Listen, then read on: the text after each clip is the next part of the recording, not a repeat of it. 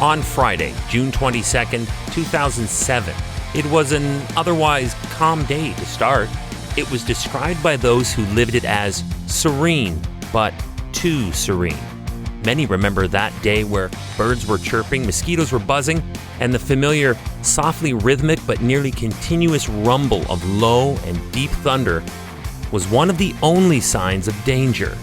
Hi, I'm Chris May, writer, producer, and host of This Day in Weather History, a podcast now in its second year from the Weather Network in Canada. Then it happened. This day in weather history. The Elie, Manitoba tornado was an F5 that struck the town in the province of Manitoba, only 40 kilometers west of Winnipeg. Today, we look back on a real piece of Canadian weather history. For logistical reasons, this was the first and last F5 tornado to ever be recorded in Canada. But it's not an open and shut case. Quick tutorial. An F5 tornado is the most powerful tornado in the Fujita intensity scale, packing winds that exceed 420 kilometers per hour. Now, they would account for less than 1% of all tornadoes in the world, and until 2007, none had ever been officially recorded in the country of Canada. On June 22nd, Canada's first F5 tornado touched down around what would normally be dinner time, and still 3 hours from sundown just north of the Trans-Canada Highway near Elie, Manitoba, which is situated about 40 kilometers west of the city of Winnipeg. It was not a particularly massive tornado, and it didn't last long. But as we know with weather catastrophes, it's not how it opens, but how it finishes.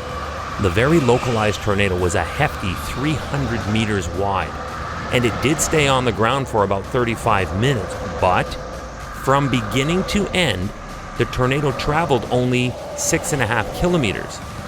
But, like a running back looking for a hole upfield, its meandering motion actually doubled the distance it physically traveled before eventually and finally lifting into the air. Its top wind speed was estimated between 420 and 510 kilometers per hour, bringing it well within the parameters of F5 territory. Miraculously, there were no fatalities or even serious injuries.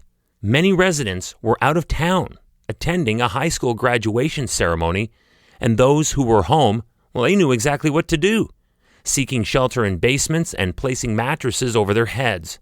Its mighty winds literally sandblasted the bark off trees and severed utility poles as if they were nothing at all. Welcome to year 2 of this podcast. Right now, you're listening to the full version of today's story on your favorite podcast provider. But there's also the daily podcast video short. They're shot right here in my podcast recording studio, so you get that perspective. But oftentimes, they will include visuals from that day's event, from when it happened, in weather history. So after listening to the full story, go check out the podcast video short on television or online anytime at theweathernetwork.com/weather history. The tornado picked up an entire house and carried it a few hundred meters through the air, where it exploded. Streets and nearby fields were littered with debris from trashed buildings. Winds pushed 2 semi-trailers off the highway, leaving one truck twisted and mangled a few hundred meters away, dropped in the middle of a field. An eyewitness video of the actual funnel revealed the following harrowing events. The entire frame of a home was torn from its anchorage and thrown through the air like a wobbly football. It lifted a 3/4-ton full-sized van high into the air and then spit it out of the funnel like a bullet. This is the kind of stuff that when you see it in movies, most people go, oh, come on, there's no way that would happen in real life. According to data from the University of Winnipeg, the province of Manitoba normally sees between 7 and 10 tornadoes every year. So suffice it to say, 8 tornadoes in one weekend is highly unusual. Now, this is where the Elie tornado was strange and why several months passed before authorities at Environment Canada upgraded the tornado from an F4 to an F5. Ladies and gentlemen, here now is our Chief of Meteorology, Mr. Chris Scott. And the thing that made this rated so high as an F5 was actually, there's a little vehicle, there's a cube van. It looks very small in the image, but on the right side of the tornado, you can see a cube van getting flung. It's way up in the air, just gets flung off into the distance. And we knew that based on that force, it had to be of this strength. To get a big van like that to be tossed so far, you knew that this was a very strong tornado. And now for a unique take is world explorer and host of a number of television shows, most noteworthy being Angry Planet, Mr. George Karunas. This tornado wasn't huge. It wasn't a big wedge across the horizon. It was a rather slender, skinny tornado that you might think is weak compared to something that was larger.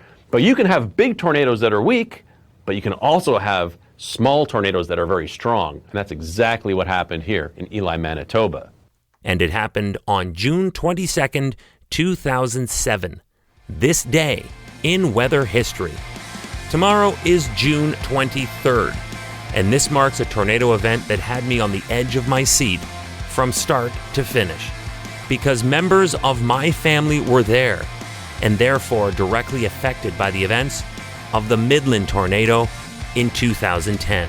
I'll see you tomorrow on This Day in Weather History with me, your host, Chris May.